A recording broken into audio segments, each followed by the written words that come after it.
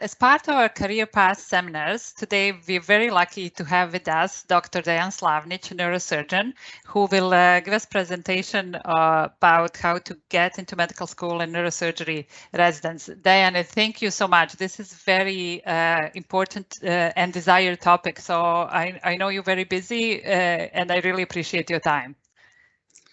Thank you, Tanya. I'm glad to be here, and I appreciate what you do for our community. And I hope that with this our talk and my presentation, I will be able to inspire somebody who wants to pursue medicine or wants to pursue neurosurgery or is even thinking about it. I hope, if at the very least, it'll be informative and hopefully entertaining. So with that, I'll begin. And today I'll talk about the road to neurosurgery. Again, my name is Dejan Slavnić, and we'll go over how I got to be a neurosurgeon and what decisions I had to make and the hurdles I had to cross. We'll also talk about how to qualify and apply to medical schools, because that in itself can be quite challenging and daunting. We'll also talk about choosing the right medical school, and then once in medical school, choosing the residency or the specialty, because that in the end is the decision that will sort of lead to your future or your path and your career. And then about neurosurgery, a little bit about neurosurgery and why I like it and what we do as neurosurgeons. So let's start with this. What's the difference between a neurosurgeon and God? Well, God doesn't think he's a neurosurgeon. And this is sort of that classic thought where, you know, a neurosurgeon is this godly creature that owns the earth and does the impossible. But in reality, we're just regular people that enjoy going to concerts and movie theaters and eating good food and hanging out with friends and family. So just regular people.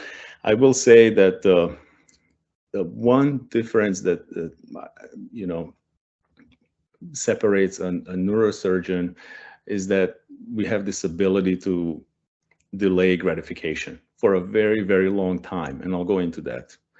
And we also have this ability to endure and persist, again, for a very long time, because to become a neurosurgeon takes many, many years and years of hard life. So I'll talk about that a little bit. So let's begin with where I come from and how I ended up here. So, well, I was born in this little town called Slavnić in the middle of Bosnia. It's a small town that is basically only known for this famous author being born there, our famous author Ivan Andrić. And if you're ever passing through or in the area, I encourage you to stop by his home, his birth home, and just absorb some of the history there. Well, when the war started in the early 90s, we sort of had to flee the city because of the dangers, of course. And so we lived in Bosnia a little bit, but we ended up in Serbia, in this city, Gornji Milanovac. And it's, again, a nice little city, a working town. However, during that period, there was no work. Everything was shut down, and my parents couldn't work. The life was very hard, and we had nowhere to go. So my parents, my brother and I, we all decided that it's time to look elsewhere. And so we applied to come to America as immigrants. And after undergoing the whole process and the interviews, we got accepted. And eventually, this is Gornji Milanovac, again, beautiful city. But we eventually ended up here and settled down in the great city of Chicago. So in Chicago, which I basically now consider my hometown, really, because I spent most of my life there, I finished high school and then went on to earn my bachelor's at this small state university called Northeastern Illinois University. And then after that, I went to Midwestern University, which is in the Chicagoland area. This is, by the way, a great school that has two campuses, one in Phoenix, Arizona, and the other in Chicago. And it's a phenomenal school. Their facilities are amazing. And I had a really good education there. And then after that, I went to Michigan, or more specifically, Michigan State University, where I completed my training in neurosurgery. And for most people, this is a very familiar symbol because it's a symbol of Michigan State University. It's a Spartan hat. And or helmet. And because Michigan State University is a big athletic university, it's very well recognized. Except this one here has a stethoscope symbolizing the medical field. And so after that, I decided to come to Tampa and join a private practice. Our private practice is called Total Spine and Brain Institute, and it's 3 surgeons. And we do general neurosurgery. We treat the brain disorders, spine disorders, peripheral nerve, everything pretty much. And you know, we're very humble, but we strive to be great, like these 2 great neurosurgeons, Dr. Drake Remore and Derek Shepard. Yeah, but joking aside, let's talk about how to get into medical school. Well, this I took right off the website for my university where I went to medical school. And here, number 1, what one needs to do is a completion of the admissions course requirements with grade C or better. And the second point here, to be competitive, you should have a GPA of 3, at least 3 on a 4.0 scale. And then to receive a supplemental application, you have to have a GPA of 2.75. So basically, a grade B or higher at the very least. And then second point, completion of bachelor's degree from a regionally accredited college or university prior to matriculation, meaning you can apply to medical school while you're in college, but you should have finished college and have gotten your bachelor's degree prior to beginning your medical studies. And number 3, which I would say is probably the most important part of the application, is the MCAT test, the medical college admission test. This test is very hard and takes a long time to prepare for, but it's necessary, and it's worth taking your time and putting all the effort in it. The average MCAT score for class at my school starting in 2021 was 510. The average MCAT score of overall is about 500, maybe 501. And then down here is where you can register for the MCAT. And then when you look at the top 10 medical schools in the country or in the US, you see their MCAT scores are even higher, 518 at Harvard and 519 at Stanford and so on. So these are the top 10 schools, right? And then when you look over here, average GPA is 3.9. I mean, almost A's all across. And then over here in the last column, the acceptance rate is 3.3% for Harvard, for example. So that means of all the people applying to Harvard Medical School, only about 3% get accepted. So it's a very rigorous process, and it's quite challenging to get into medical school. And then number 4, 2 letters of recommendation. So one letter either from a pre-medical advisory committee, pre-health advisor, or basic science professor who taught the applicant. And then a second letter from a licensed physician, either a DO or MD. And I'll go into the difference between the 2. Because my school is a DO school, a letter from the osteopathic physician is strongly recommended, and letters written by family are not accepted. And so this is just a statement on Midwestern's website that says basically this last sentence: for the class matriculating in the fall of 2021, CCOM received more than 8,500 applications for 200 seats. So this tells you how competitive this whole process is. I mean, that's less than 3% of applicants that actually get accepted. Okay. So what types of medical schools are there? At least when talking about North America or the US more specifically. Well, there's the traditional allopathic medical school, that grants MD degree. And majority of physicians in America are MDs. It's about 89%. And then there's also the other branch of medicine, the osteopathic medicine, and they grant a DO degree. And about 11% of all physicians in America are DOs. But what you can see here is that 25% of all medical students at this time are in DO schools, DO medical schools. So in the future, this number between MDs and DOs will get closer and closer. Now, what is the difference between MD and DO? Well, MD and DO, in terms of medical education, there's really no difference. anatomy, physiology, biochemistry. All of those studies are the same. The labs are the same.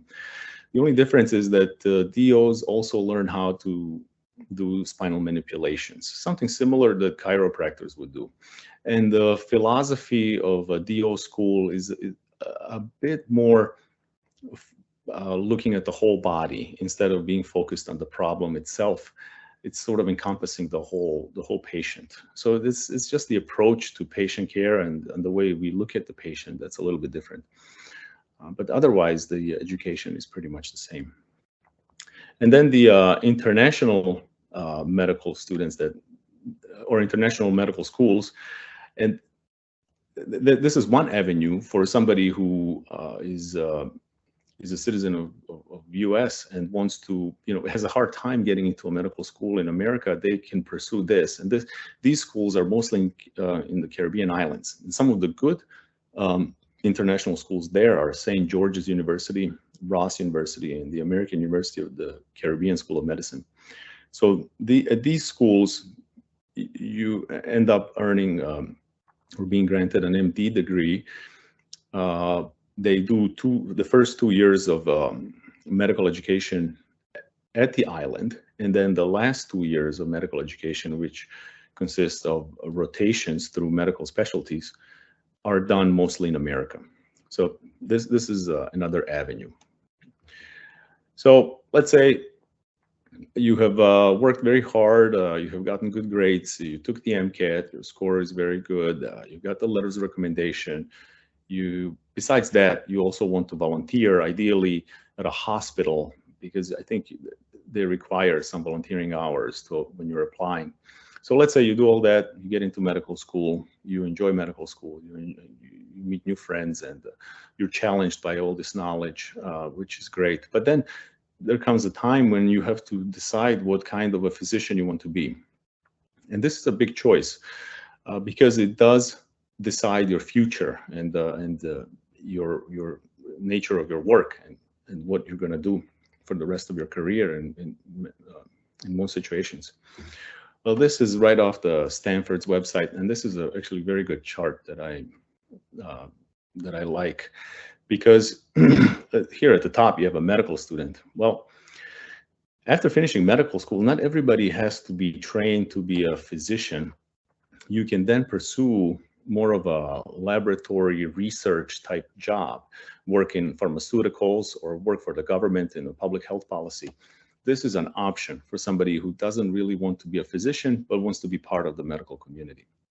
But let's say, as most medical students decide, they go into medical school to become physicians. So you want to be a physician. Well, the first decision that you would have to make is whether you want to do indirect patient care or direct patient care.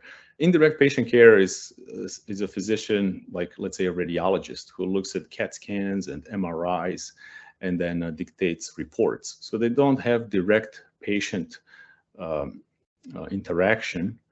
They are mostly looking at images on a computer and dictating their reports and communicating with other physicians. Similarly, a pathologist will look at the slides and write their diagnosis of what they think the tissue specimens are, but they don't really have direct patient care. But let's say you went to medical school, you want to be a physician, to work with patients, you enjoy working with people. Okay, so you're over here on this side, on the right-hand side, but then you have to decide whether you want to pursue a surgical specialty or a medical specialty. And both have their advantages and disadvantages. But these are the decisions that a medical student has to make probably in the first 2 years of their education. The sooner, the better, actually. But some of the surgical specialties here, you have the general surgery, cardiothoracic surgery, neurosurgery, of course, orthopedics, vascular, plastic, and so on. And then medical specialties, internal medicine, pediatrics, family medicine, neurology, psychiatry, and so on. And then mixed. Mixed means you spend a lot of time in clinic, talking to patients, examining patients, but you also have the ability to spend time in the operating room doing surgeries and procedures. So somebody like ear, nose, and throat physician, they spend a great amount of time in clinic, but then they also do surgeries. And same thing with the ophthalmologists, urologists, OBGYN, and so on. The asterisk here indicates a very competitive specialty. So for example, ENT, ophthalmology, dermatology, and then over here on the surgical side, neurosurgery, orthopedics, and plastic surgery. These are quite challenging to get into and very competitive. So we'll go into that a little bit more.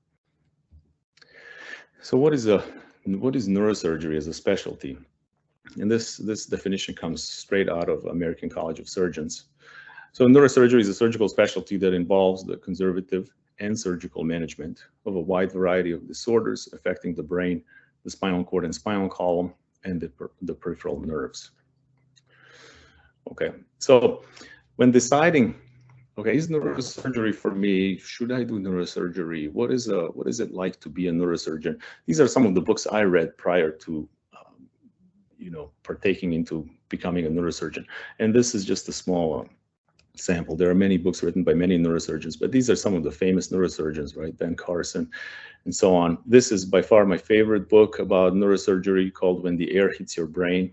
It's very honest and kind of just straightforward, really. And then this neurosurgeon from Britain, Henry Marsh, he published several books. One of them is Admissions, but he has multiple others. His books are also very honest and straightforward.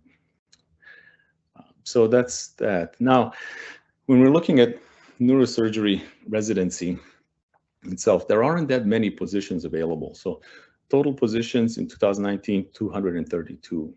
And then in 230 or in 2020, the same, right? So they don't go up in number. They do a little bit, but not that much. However, look at the number of applicants. It went up quite a bit. And so the competition to get into neurosurgery is increasing. And this is only a 2-year data. It's not a whole data, but still it gives you an idea of how competitive this specialty can be. So getting into neurosurgery, what one needs to do to be considered a competitive neurosurgical residency candidate? Well, I said it multiple times, it's very competitive. So medical students should strive to achieve, of course, excellent grades in medical school, right? All the grades have to be great. And then also, this is for the first 2 years when you're doing sort of basic science studies like biochemistry and anatomy and physiology. Those grades have to be great. But also, even more important, are the grades during your rotations, which come in the second part of your medical education. So the last 2 years of medical school, you spend mostly on rotations in the hospitals, working with patients, working with surgeons and residents.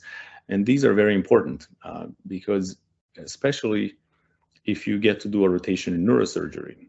And so I would, as a medical student, what I did and what I would encourage you is to strive to set up additional rotations in neurosurgery during your 4th year of medical school, because this is when you have the most electives to set up these rotations. And then when you're on neurosurgery rotation, it's very important as a medical student to be very enthusiastic and personable and easy to be around, and also a team player. You have to work very hard, but you don't want to let it show. You want to do it with a smile and just be available at all times, and just be easy to talk to. Okay. And during these rotations, it is very, very important to obtain letters of recommendations from residency program directors from neurosurgery. Because later on, when you go on to apply to neurosurgery residencies, these letters carry a lot of weight when other program directors read them. Okay. Also, during medical school, you want to do some research and publications. This, to get into a competitive specialty, this has become almost a requirement. You also want to present at national conferences, present your research, and then do well on your medical board tests. Step 1 test is taken after the 2nd year of medical school, and then step 2 is taken towards the end of the 3rd year of medical school. The scoring for these tests is changing, but regardless, you want to study and do very well on these tests. Okay, so neurosurgery residency. Let's talk about the training itself. Well, the training is 7 years long after medical school. So medical school is bachelor's degree is about 4 years. Medical school is 4 years, and then neurosurgery residency is 7 years. And by the way, this is the longest residency of all the medical specialties. So even though it's a 7 year long residency, some residents still want to do more training. For example, if they want to become pediatric neurosurgeons, or if they want to become endovascular or functional neurosurgeons here, they have to go and do additional training, which is called a fellowship in that specialty. And this is usually between 1 and 2 years. So for somebody, training to become a specialized neurosurgeon can be 9 years long. In residency, over the past years, they have limited the hours one can work to 80, averaged over 4 weeks. So as a resident back in the day, even when I started residency, there were really no work hours restrictions, and we would work over 100 hours a week routinely, with maybe 2 days off per month. But since these restrictions came in place, which is very, very good, these are now strictly controlled, and a resident does not work more than 80 hours per week, averaged over 4 weeks, mind you. So 1 week you may work 100 hours, but then the next week you have to work 60 hours, so that it averages to 80 per week over 4 weeks. Most residency programs offer about 2 to 3 weeks of vacation per year. Most residencies require research and presentations on national conferences. Some residencies that are research heavy, like for example, Stanford or Johns Hopkins, their residents spend 2 years doing research. So out of the 7 years, they spent 2 years just in the lab doing research. In some programs, it's not that rigorous, the research aspect. Like in my residency, we had to spend 6 months of research. You're also required to pass written boards in residency. Otherwise, you can't graduate. And then the oral boards are taken after residency for a full board certification. So to become a board certified neurosurgeon, you have to take the written boards while in residency, and then the oral boards within 3 years after graduating residency. But that's far down the road. And then average neurosurgery residency salary is about $60,000, which is about average salary in America. But when you divide that by the hours, or at least 80 hours per week, that is not a high hourly rate. Anyway, these are all the things that someone has to consider when pursuing neurosurgery residency. You have to understand that life during residency is very, very hard. And if someone wants to start a family or have multiple children, it's quite challenging. Now, I'm not saying that it's impossible. My wife and I had a child while I was a resident, and we made it. So it's not impossible, but it's challenging. Yeah, so residency really ages you. So neurosurgery practice. Well, what are the advantages? What are some of the disadvantages of being in practice as a neurosurgeon? Well, the advantages are you have a chance to help really sick patients in a hospital, that are in the hospital with devastating neurological diseases. And it's a technically challenging operations that you do on fascinating and complex anatomy. And this is really true. And then you're surrounded by motivated and passionate colleagues. That's true. And then endless research and educational opportunities for someone who wants to do that. I decided to join a private practice and not be involved very much in research or education. However, I am involved in research, partially research with companies that invent spinal instruments, or do that type of research, not really basic science research. And then disadvantages, well, it's an extensive training path, and it really doesn't end when the residency is done. The training continues afterwards, because especially neurosurgery, the field is constantly changing, and new surgical techniques are invented, new robots are invented, new findings, and so there is constant need to learn and stay current with the knowledge. So the training does not stop. Long hours, even as a practicing neurosurgeon, you still work long hours, and you have to take a call and be on 24-hour call.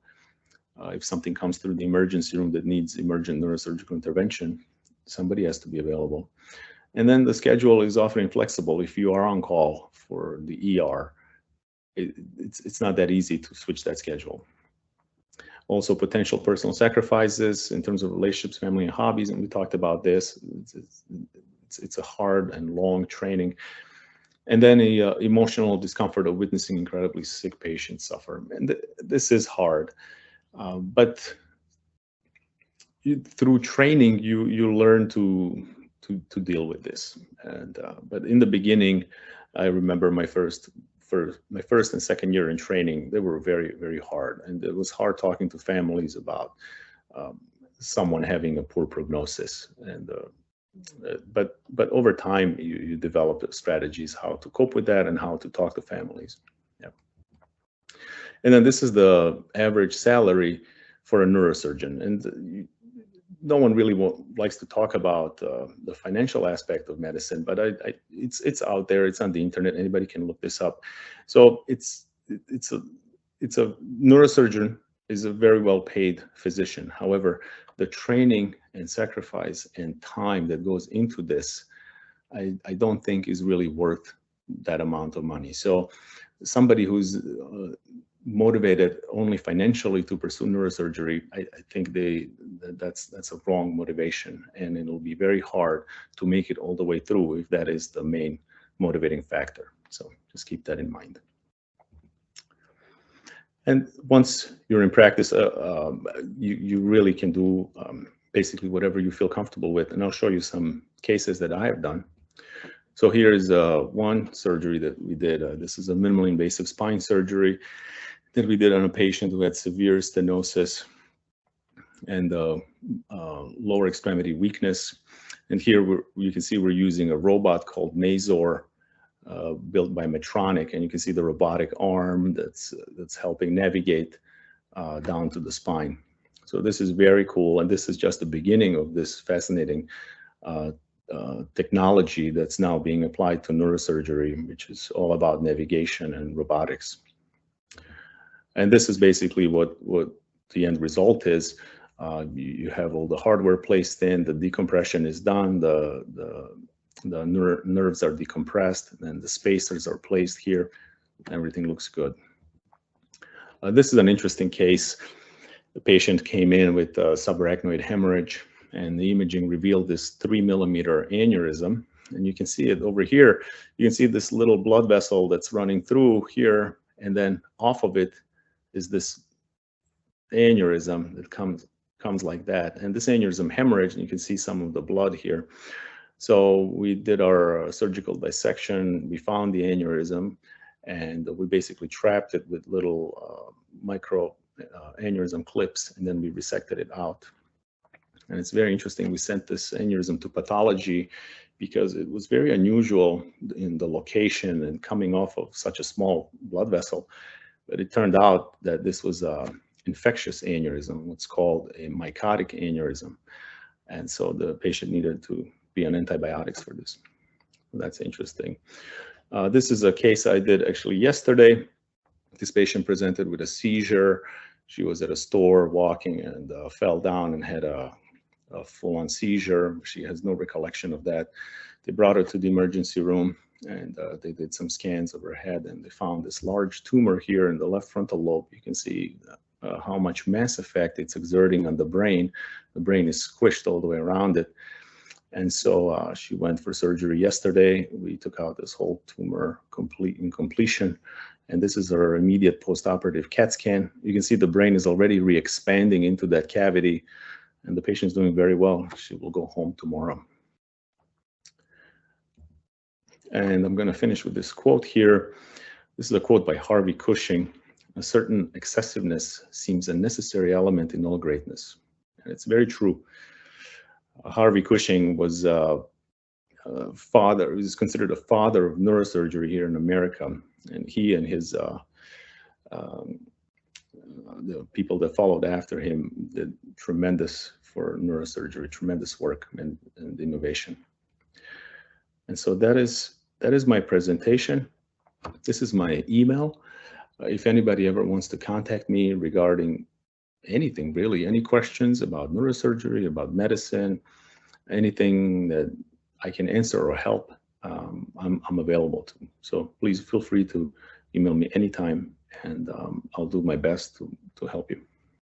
Thank you so much, Dan. I cannot imagine anything more fascinating than brain, and you are poking around and removing tumors while keeping people alive. So I like at the beginning how you said delayed gratification. I think that's very important notion these days. Do you want to explore on that? Like how obviously you have to be like that to become neurosurgeon. Yes, exactly. It was very challenging for me, and Chicago is a big Serbian community and just ex-U community, really, not just Serbian. And I had friends that, went to college with me and then moved on, finished college and started their careers and were making progress and advancing in their jobs. And I was still, starting medical school or about to start medical school at the complete beginning of this adventure, for me, while they were building their lives. And I was renting an apartment, they were buying homes, and it was very hard. It's very hard because we all want to be equal and share in that. But I just stuck to what I wanted to do, and I made my decision, and I believed in it. I believed in myself, and I just kept trekking forward. But it was not easy, really. And also, with this type of career, you have to give it all. And it's hard because you have friends, you have family, there are birthday parties and weddings and events that you want to attend to, but you can't. If you can't, you have to make that conscious decision of what is more important in this moment, and and that's a sacrifice, and that was the hardest. That was the hardest part for me. Yeah. Of course, yeah, and 7 years after medical school. But yeah, you said if people, although neurosurgeons are paid a lot, money is the wrong motivation, because if you don't like it, you really have to love it to put those hours and those years. If you hate it, then it's it's not gonna work. It's not gonna work. It is very hard to survive neurosurgery with only that motivation in mind, because there is so much going on and so much of yourself that you have to invest. It is not the price is higher than that, way higher than that. Yeah. Definitely. And you said there is the need to constantly keep up. I think that's beauty of it. So, you have lifelong learning. It's advantage that you always have. It's never going to be boring, for sure. You always have to learn something new. So yeah, that's an advantage.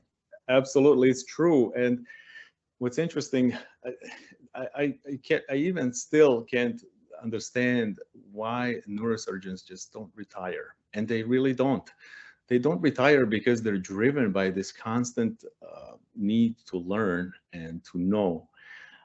And so you will see neurosurgeons who eventually lose the ability to operate because of either tremors or old age or vision, but they are still involved in the field. They then go into teaching, they start doing research or writing papers, or they contribute to, writing books and chapters because they have so much knowledge and experience, but they really never retire. I have yet to meet a neurosurgeon who said he's completely retired and he's just fishing every day or something like that. I have not met one. Yeah. That's a wonderful way to be. I want to be like that when I grow up. Yeah. That's definitely better than counting days to first day you eligible for retirement. I think that's beautiful way to live life. Yeah, because then it's not just a job. It's really it's what you do. It's what defines you. It's your life, and it's very motivating and inspirational to live like that. Yeah, I like what you said at the beginning. You strive for greatness, but you are humble. And I can tell that, that you're humble, and obviously, you're successful. So how, do you have any tips? I think that's really, really nice. I mean, that's nice that you have that goal. If we have goals, then we can achieve it. But do you have any tips? How can we achieve that? Because obviously for someone as successful as you are, it might be easy to get carried away. So how do you deal with that? Yeah. Oh, I never get carried away because every every surgery, at any moment something can go wrong, and everybody's anatomy and physiology is different.